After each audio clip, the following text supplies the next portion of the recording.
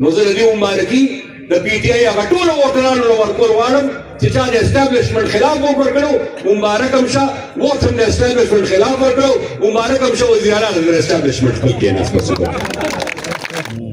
درخان آئی لو یو. سبق خو ما هم ټول عمر انګریزي سکول کې ویلی دی خو جواب یې په پښتو کې درکړم بچیا.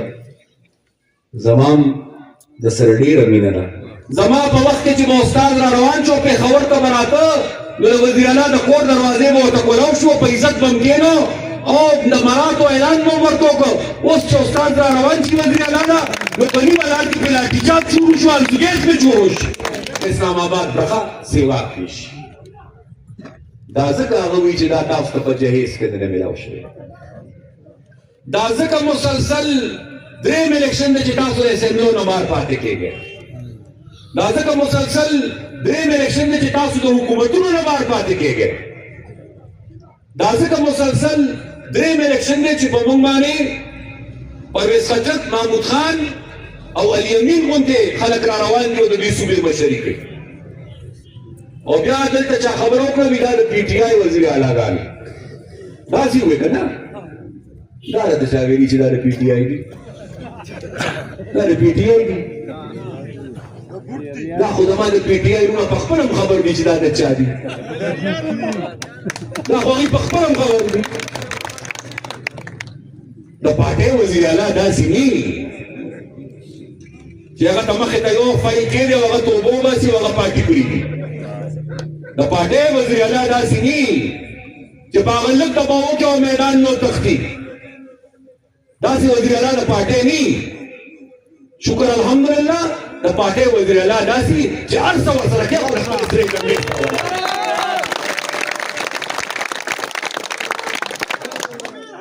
که څوک ما نه خفه کېږي او که خوشحالېږي خو زه حقیقت بیانوم.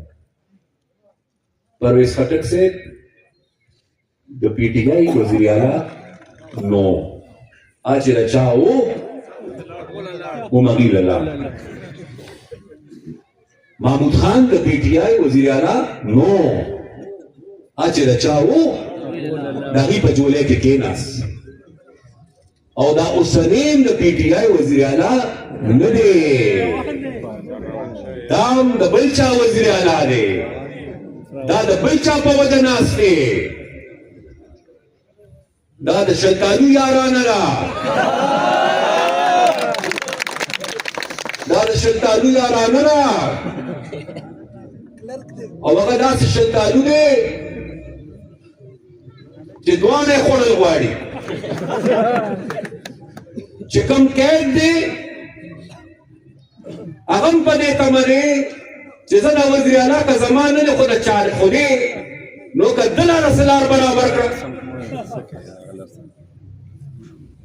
او هغه چې د چا دی هغې دې لپاره کېنولی دی چې ووټ به پښتانه عمران خان ته ورکوي خو وزیر اعلی به د هغې ناست دي. چا په مینه کې ووټ ورکړه، چا په همدردۍ کې ووټ ورکړه، چا د اسټابلیشمنټ په مخالفت کې ووټ ورکړه. همداسې نه که نه؟ خو نتیجه یې څه؟ نتیجه یې دا چې وزیر اعلی بیا هم د اسټابلیشمنټ نن زموږ په صوبه کې ناست دی. نو زه د دې مبارکي د پی ټي آی هغه ټولو ووټرانو له ورکول غواړم چې چا د اسټابلیشمنټ خلاف ووټ ورکړو مبارک هم شه، ووټ هم د اسټابلیشمنټ خلاف ورکړو مبارک هم شه، وزیر اعلی د اسټابلیشمنټ خپل کېناست په صوبه کې. انګریزۍ کې یو ټکي وي کمپرومایزډ. دا کمپرومایزډ خلک دي او کمپرومایزډ خلک کمزوري خلک د قام د حق جنګ نشي کولی. دا ځکه خو زموږ د صوبې نن دا حل دی. دا بچي دلته په دې میدان موجود دي. څه حل دی نن زموږ د یونیورسټو؟ ډېرې یونیورسټۍ داسې دي چې هغې کې وایس چانسلران مستقل نشته. یونیورسټو ته چې څومره وسایلو ضرورت دی هغه مره وسایل ول حکومت ورکوي نه، د هغې په وجه باندې وروسته یونیورسټو کې فیسونه لګیا دي سیوا کېږي. یونیورسټو سره بعضو سره دومره پیسې نشته چې خپل فیکلټي نه او سټاف نه په وخت تنخواګانې ورکړي. سرکاري ملازمین چې کوم دي د هغوی پنشن په خطر کې دی. استادان د دلته چرته ناست دي. باچا خان بابا ما ته او تاسو ته لار دا ښولې وه چې د علم رڼا خورول کړي. داسې ده که نه؟ نو شکر الحمدلله مونږ په دې فخر کوو چې د بابا پیروکار یو. د پښتونخوا په تاریخ کې یو صوبه حکومت هم په پښتنې خاوره دومره د علم رڼا نه ده خوره کړې چې څومره د علم رڼاګانې اماني نصر باندې او سید جانې کړې.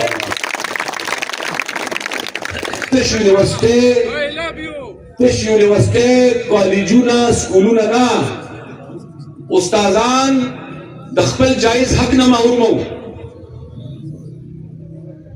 کلونه به تیر شو ترقي به یې نه کېدله. استادانو هم د استادانو حق ورکړی دی. سرکاري اهلکارو ته هم د عزت په نظر کتلي دي. زما په وخت کې چې به استاد را روان شو پېښور ته به راته نو د وزیر اعلی د کور دروازې به ورته کولاو شو، په عزت به هم کېنو او د مراتو اعلان به هم ورته وکړو.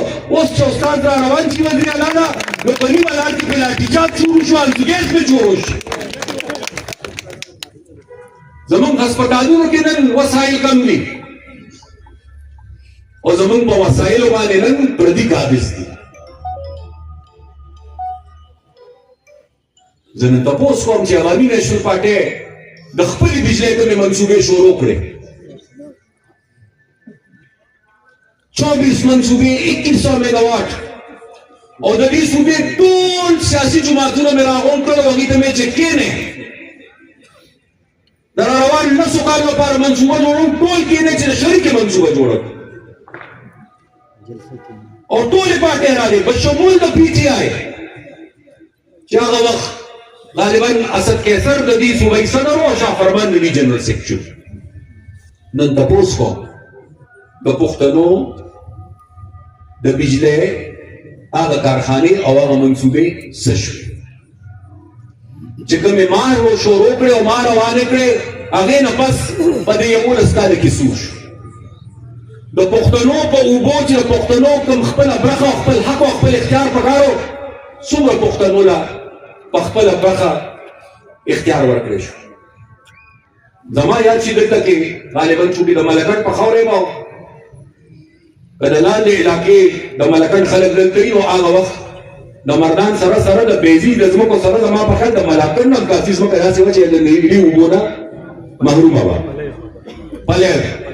پلی ځمکه چې څومره وه ورتېر او پلی دغه علاقې سوونو زرګونو جریبه ځمکه هغه چې موږ منصوبې راوړي دي او موږ خپلو ځمکو ته اوبه ورکړې او منصوبه دا وه چې دا به په ټوله پښتونخوا کې په دې ترتیب چلېږو، هغه سلسله ختمه شوه. نن ګیس پیدا کېږي په دې صوبه کې او اختیار پرې د پردو دی. د پنجاب کارخانه د پښتنې خاورې باندې چې کوم ګیس پیدا کېږي روزي د پنجاب کارخانه خو پرې چلېدی شي خو دلته به پښتون بیا هم سلنډر راغېستي او خپل کور ته به یې وړي چې پخلی پې وکړي. دا زمونږ جنګ دی، دا زمونږ سیاست دی، دا مونږ غواړو او دې له زه نن تاسو له راغلی د اقتدار جنګ نه کول غواړو. پاکستان کې د سازشي سیاست او د سازش په ذریعه د سیاسي ګټې جنګ نه کول غواړو. زه خپل سپین ږیرو له نن راغلی، زه خپل مشرانو له نن راغلی، زه خپل کشرانو خپلو بچو خپلو زلمو له نن راغلی چې د اقتدار جنګ نه کوو خو تاسو له راغلی چې د قام جنګ کول غواړي او د قام جنګ به په شریکه په هر قیمت کوو انشاءالله. Dargan, I love you.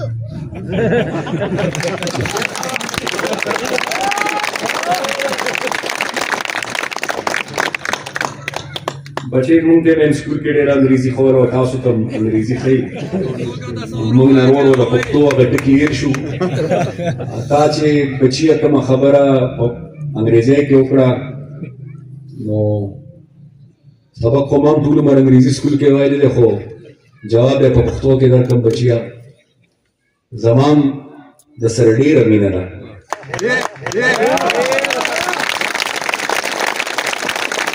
او زما اړیکې چې کومه مینه بچیه نو تش ستان ده، خو هغه مینه د هر پښتون بچي ده، مینه د هر پښتون زلمي ده، هغه مینه د هر پښتون رور دپاره ده، او هغه عزت او احترام د هر پښتون سپین ږیري او د مشر ده.